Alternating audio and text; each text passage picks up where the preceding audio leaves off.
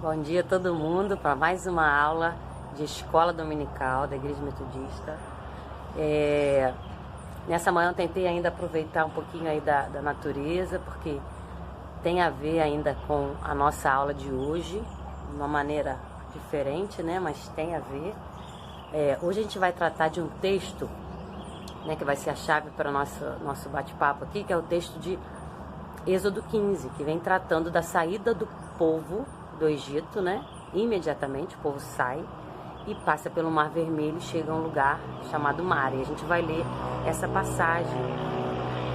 Não é no início do capítulo, a gente começa a ler a partir do versículo 22 e vai até o 27, tá bom? Então ele fala assim: Depois fez Moisés partir os israelitas do Mar Vermelho e saíram ao deserto de Sur e andaram 3 dias no deserto e não acharam água. Então chegaram a Mara, mas não puderam beber as águas de Mara, porque eram amargas. Por isso chamou-se o seu nome Mara. E o povo murmurou contra Moisés, dizendo: Que havemos de beber? E ele clamou ao Senhor, e o Senhor mostrou-lhe um lenho que lançou nas águas. E as águas se tornaram doces, ali lhes deu estatutos e uma ordenança, e ali os provou. E disse: Se ouvirdes atento à voz do Senhor teu Deus, e fizerdes o que é reto diante dos seus olhos, inclinares os teus ouvidos aos seus mandamentos, e guardares todos os seus estatutos, nenhuma das enfermidades porém sobre ti que pus sobre o Egito, porque eu sou o Senhor que te sara.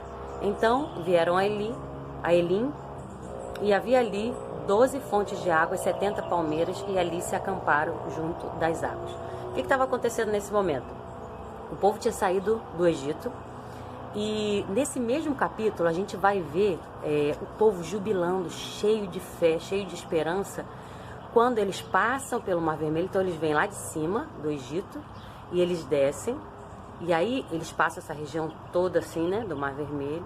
Eles atravessam o Mar Vermelho, passam os pés enxutos, e eles olham para trás e eles veem os egípcios, né, os soldados, os guerreiros lá que iam atrás deles, né, serem tomados pelaquela força das águas ali do Mar Vermelho, porque eles passaram e o mar se abriu e eles foram tomados. E eles estavam ali no capítulo 15, nesse mesmo capítulo que a gente lê, jubilosos, né, desse feito do Senhor.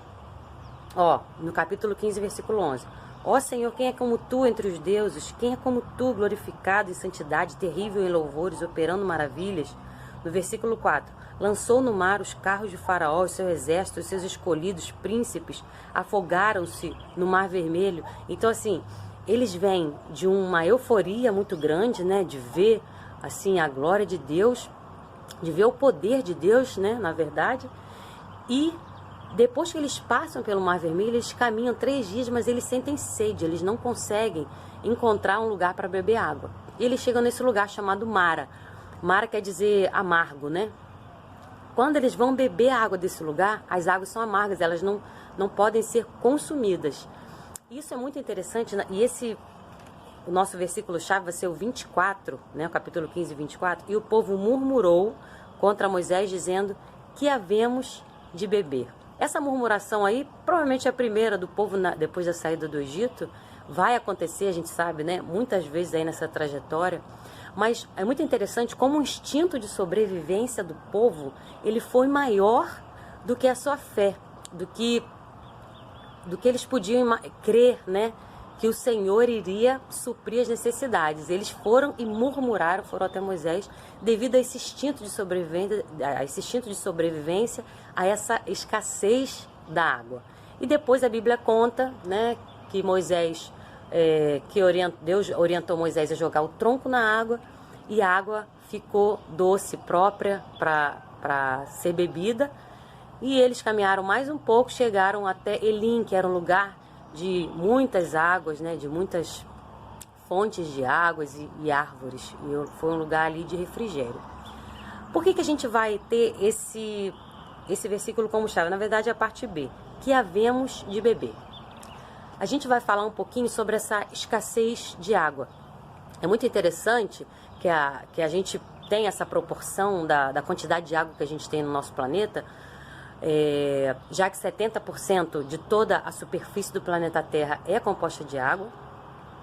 Só que um dado interessante é que somente 2,8% é potável, né? E a gente ainda tem outros dados que a ONU nos dá, ali na nossa revista tem esses dados que falam que cerca de 2,1% da população, bilhões da população mundial não tem água potável em casa. E ainda 4,5%, 4,5 bilhões da população mundial não tem saneamento básico seguro. Isso é uma média de 4 para 10. E a gente vem pensando nessa água como um bem tão comum para nós.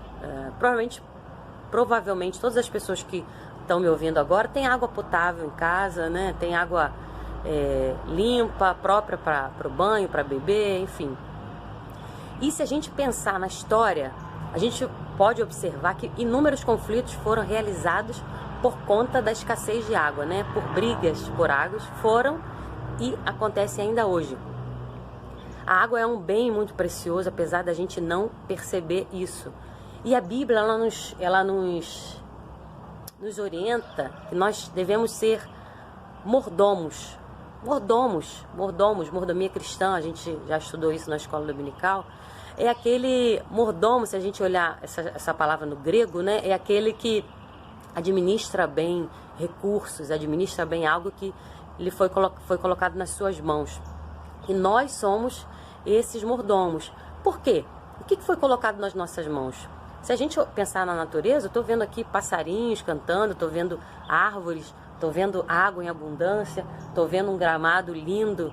Nenhuma dessas coisas surgiram pelo nosso esforço, né? Se você observar as árvores frutíferas que tem, você vai lá no pé, você pega goiaba, nada disso aconteceu pelo nosso esforço. Logo, essas coisas nos foram presenteadas, né? Lá no Jardim do Éden, a gente vê o Senhor orientando a Adão para que cuidasse do jardim, né? Para que cuidasse de toda a criação, e essa é a nossa incumbência ainda hoje. E a água, se a gente parar para pensar nela, a Bíblia ela vai falar da água de muitas formas. Se eu te perguntar, me fala um versículo que fala da água na Bíblia. Agora a minha mente vem o versículo de Jesus com a mulher samaritana, que ele, depois de um diálogo com ela, vai falar: se você beber dessa água que eu te der, você nunca mais tornará a ter sede. Pelo contrário, essa água será a jorrar para a vida eterna. Ainda tem outro versículo que está lá em João, se não me engano: aquele que crê em mim, do seu interior fluirão rios de água viva. Em Isaías: derramarei a água sobre a terra seca. Então a água ela vem como uma simbologia de vida muito impressionante. A água, se a gente observar, quando o povo passou ali o Mar Vermelho, a água, a força da água, depois que o povo passou, então a água é essa força, é essa vida, biblicamente falando. Se a gente pensar no corpo humano, a gente pode pensar na água de inúmeras formas. Por exemplo, a gente que faz atividade física, nesse momento bem menos, porque a gente está clausurado aí de quarentena, mas a gente percebe quando a gente corre, caminha, joga bola, que o nosso corpo ele solta água, né, pelo suor, e essa é uma tentativa do corpo de manter a temperatura corporal, de manter a nossa temperatura. Você pode observar o corpo dentro do sangue levando os nutrientes para as células.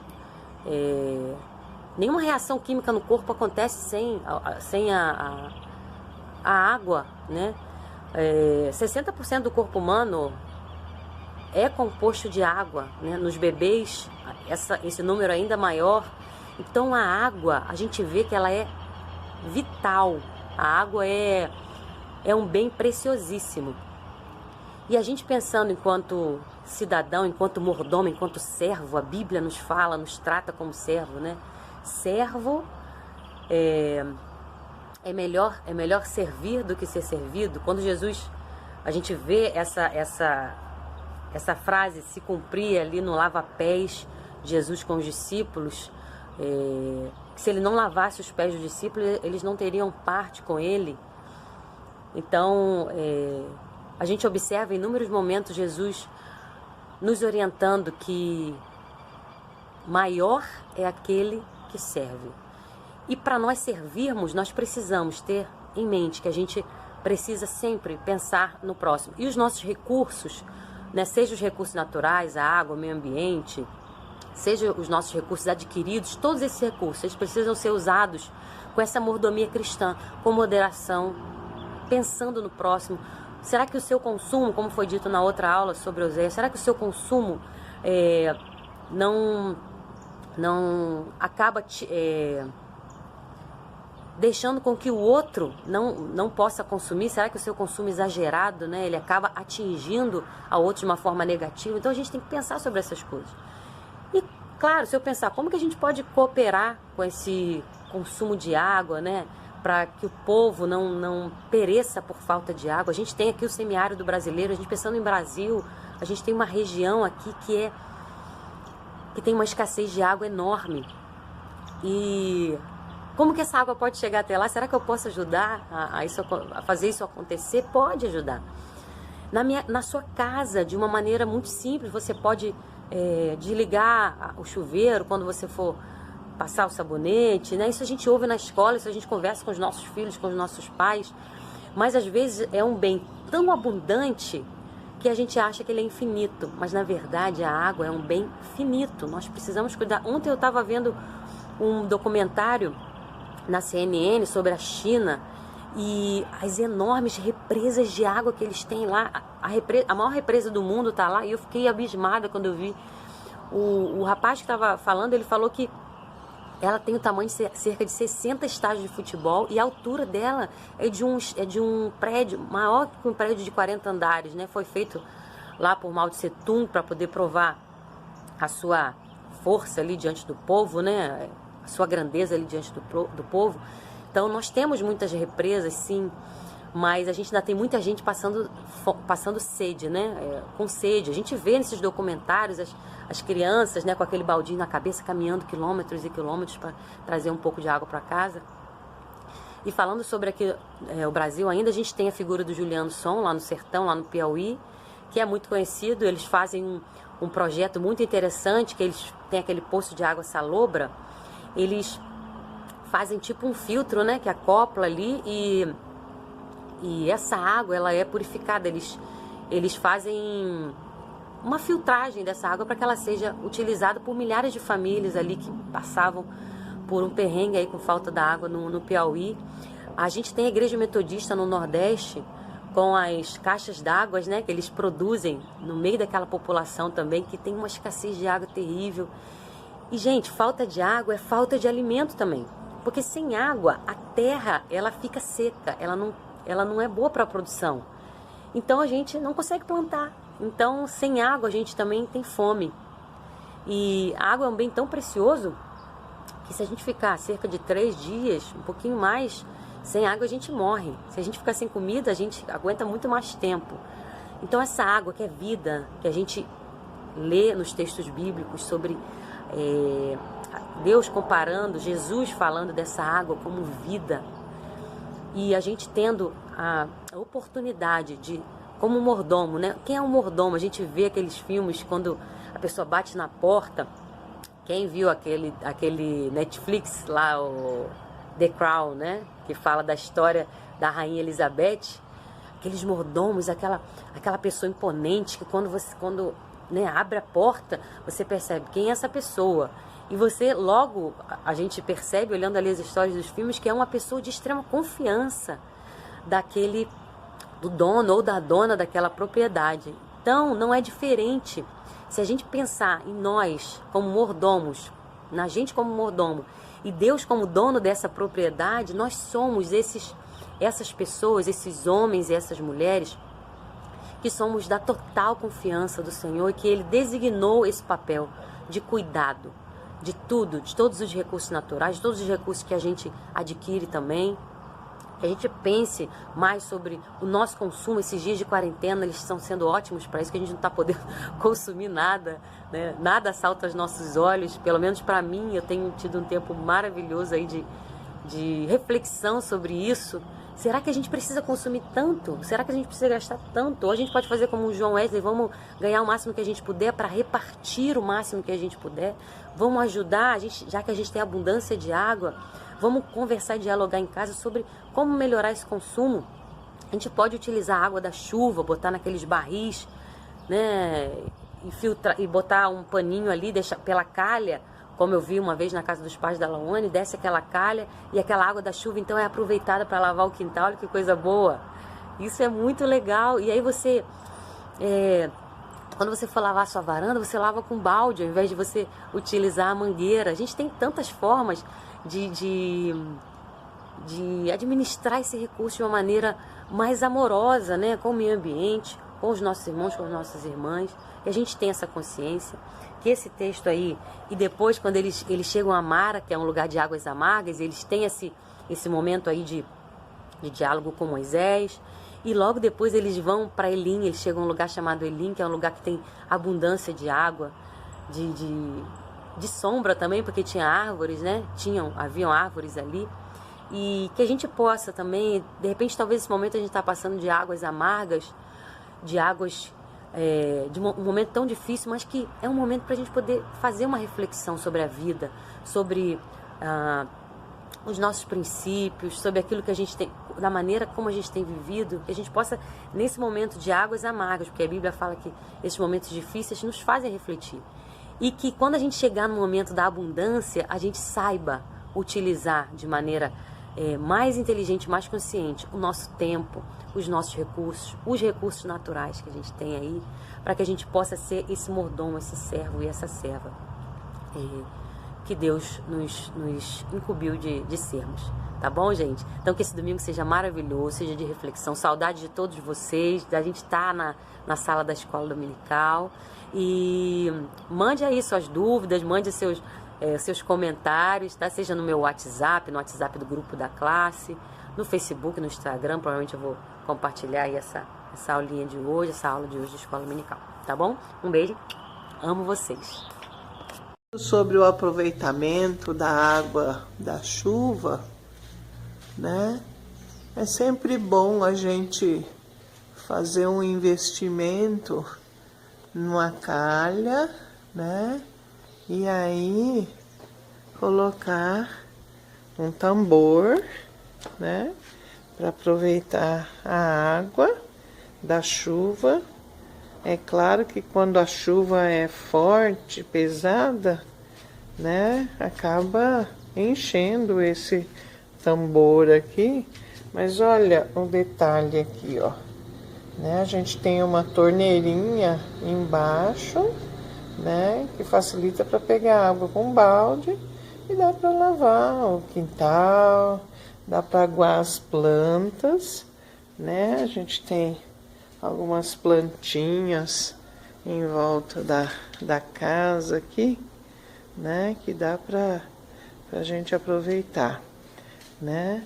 Aqui na nossa casa nós temos 2 tambores, né, na lateral da casa. Cada tambor comporta 100 litros de água, né? E temos perto da máquina de lavar mais outro tambor, né? Que a gente reaproveita a água da chuva. Uma outra forma de aproveitar a água, ou seja, não desperdiçar a água, é aproveitar a água que sai da máquina de lavar, que nem sempre é tão suja assim, que dá pra gente aproveitar para lavar as calçadas, né, para reutilizar. É só ter um tambor, nem precisa ser um tambor novo, né, mas aproveitar a água que sai da máquina. A água que sai com sabão, né, é bom para lavar o chão, a calçada, e a água mais limpa dá para reaproveitar em outras coisas também.